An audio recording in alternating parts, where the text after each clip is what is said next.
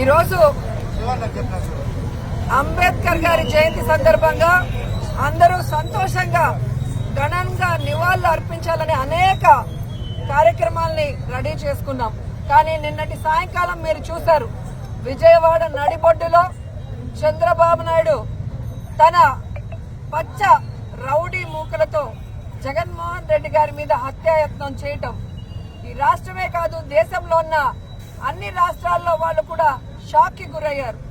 అంటే ప్రజల అభిమానం పొందడానికి ప్రజలకు చేసిన మంచి చెప్పుకోవాలి, లేదా ఏం మంచి చేయబోతున్నామో చెప్పుకొని వారి యొక్క ఆశీర్వాదాలు తీసుకోవాలి. గాని ప్రజలు అభిమానించే నాయకుడిని లేకుండా చేసి తాను అధికారంలోకి రావాలన్న కుట్ర కుతంత్ర రాజకీయం చంద్రబాబు నాయుడు చేయడం దురదృష్టకరం. గతంలో కూడా పాదయాత్రలో జగనన్న మీద ఏ విధంగా కత్తితో దాడి చేశారో మనం అందరం కూడా కళ్ళారా చూసాం. మళ్ళీ ఈ రోజు కరెంటు ఆపి ఏ విధంగా ఆయనని టార్గెట్ చేశారో కూడా కళ్ళారా చూసాం. ఈ రాష్ట్రంలో ఉన్న ప్రతి పేదవాడు ఈ రోజు ఏడుస్తున్నాడు.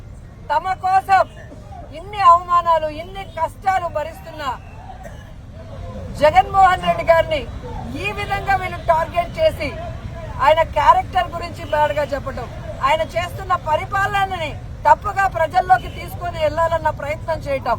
ఈ రోజు సిద్ధం సభలు గాని మేమంతా సిద్ధం బస్సు యాత్రలో మండు టండల్లో కూడా వెన్నెల్లో లాగా ప్రజలు సంతోషంగా నిలబడి ఈ రోజు ఆయన ఆహ్వానిస్తుంటే కడుపు మంటతో ఆయన మీద హత్యాయత్నం చేయించడం ఈ రాష్ట్రంలో ఉన్న ఎవరూ కూడా మర్చిపోరని కూడా తెలుగుదేశం పార్టీ వాళ్ళకి హెచ్చరిస్తున్నాం. ఈ రోజు మీకు చెప్తున్నాం, ప్రజలు అభిమానించే ప్రేమించే జగనన్న రక్తం మీరు కళ్ళ చూశారు.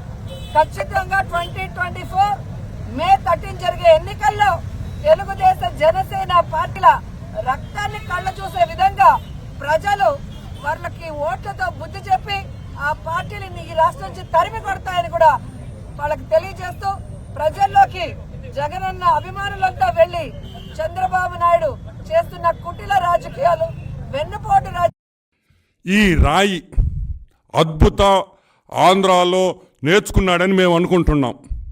మా రోజక్క నిర్వహించిన కార్యక్రమంలో ఒక 2 స్టోరీడ్ బిల్డింగ్, ఒక 2 స్టోరీడ్ బిల్డింగ్ నుంచి ఒక రాయి, ఈ రాయి ఒక 2 స్టోరీడ్ బిల్డింగ్ నుంచి వేస్తే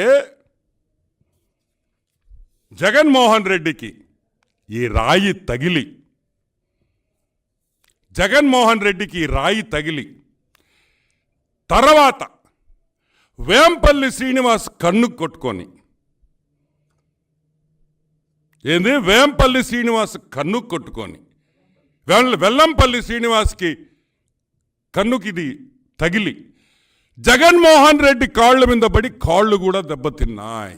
ఈ విషయం బయట ఎందుకు పెట్టలేదు అని నేను అడుగుతున్నా.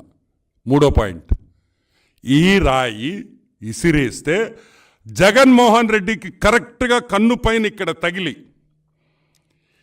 ఇట్ట పొయ్యి వేంపల్లి శ్రీనివాస్ కరెక్ట్గా అతని కన్ను మీద పైన తగిలి అక్కడి నుంచి తిరిగి ఈ రాయి తిరిగి జగన్మోహన్ రెడ్డి కాళ్ళు మీద పడి కాలు కూడా దెబ్బతినింది. ఇదిగోండి చూడండి, ఈ ఫోటోలో చూడండి, ఇక్కడ కాలుకు కూడా బ్యాండేజ్ చేశారు చూడండి, కాలుకు కూడా బ్యాండేజ్ చేస్తున్నారు చూడండి. మీరు రిలీజ్ చేసిన ఫోటోలో కాలుకు కూడా దెబ్బ తగిలింది. అంటే ఒక రాయి, ఈ రాయి 3 స్థానాల దగ్గర దెబ్బతీసింది అనే విషయం ఈరోజు ప్రజలు గుర్తుపెట్టుకోవాలి. 2 కళ్ళు 1 కాలు, ఈ రాయి ఎఫెక్ట్. 2 కళ్ళు 1 కాలు, కరెక్ట్గా అదే స్పాట్లో, కరెక్ట్గా ఒకే స్పాట్లో ఈ రాయి ఇద్దరికి తగలడం జరిగింది. ఇదిగోండి వేంపల్లి శ్రీనివాస్, ఈయన చూడండి కట్టు ఎంత. ఫస్ట్ రాయి జగన్మోహన్ రెడ్డికి తగిలి 2వ రాయి వేంపల్లి శ్రీనివాస్కి తగిలితే ఆయనకి కన్నుకు చూడండి బ్యాండేజీ. బా బా బా, ఏమి డైరెక్షన్ రా, ఏమి డైరెక్షన్ రా, ఇది సూపర్. అసలు ఊహించనంత సినిమా టైప్ స్క్రిప్టింగ్లో చేసిన ఈ విషయాన్ని వాడు శ్రీధర్ రెడ్డి నాశనం చేసేసాడని కూడా నేను మనవి చేస్తున్నా. శ్రీధర్, ఈరోజు వైసీపీ కార్యకర్తలకు చెప్తున్నాం, వెంటనే శ్రీధర్ని పార్టీ నుంచి సస్పెండ్ చేయండి.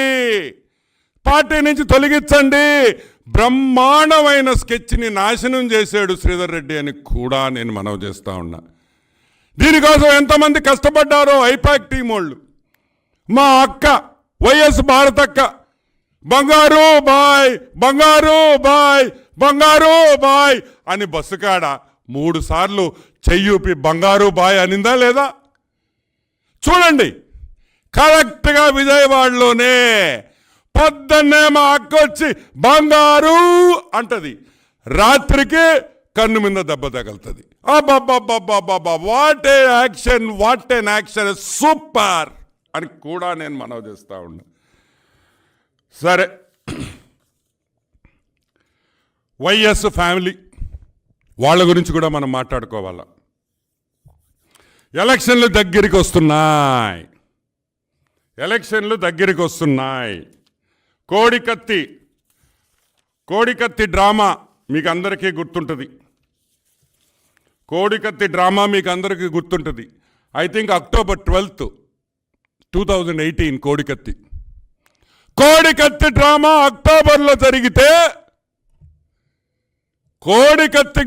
అక్టోబర్లో జరిగితే, ఎలక్షన్స్ ముందర 2018లో కోడికత్తి ఫెయిల్ అయింది కాబట్టి వివేకానంద రెడ్డిని హత్య చేయాల్సిన అవసరం వచ్చింది. కోడికత్తి కేసు ఫెయిల్ అయింది కాబట్టి, జనాలు నమ్మలేదు కాబట్టి, సొంత చిన్నాయన్ని వైఎస్ వివేకానంద రెడ్డిని 2019లో ఎలక్షన్లో గెలిచేదానికి, వైఎస్ జగన్మోహన్ రెడ్డి ముఖ్యమంత్రి అయ్యేదానికి వివేకానంద రెడ్డి బలి అయ్యాడు అనేది వాస్తవం. అది చెప్పింది నేను కాదు, వాళ్ళ కూతురే చెప్పిందని కూడా నేను మనవి చేస్తా ఉన్నా. వాళ్ళ కూతురు చెప్పింది, సొంత చెల్లెలు చెప్పింది అని కూడా నేను మనవి చేస్తున్నా. ఇప్పుడు ఇంకొక విషయం మాట్లాడుకోవాలి. ఆ రోజు కోడికత్తి వైఎస్ వివేకానంద రెడ్డి, ఈరోజు బెజవాడ డ్రామా ఫెయిల్ అయింది. బెజవాడ నిన్న జరిగిన ఇన్సిడెంట్ ఫెయిల్ అయింది. జనాలకు అర్థమైపోయింది ఇది పెద్ద డ్రామా అని. కాబట్టి వైఎస్ కుటుంబంలో 3 వ్యక్తులు చాలా జాగ్రత్తగా ఉండాలి.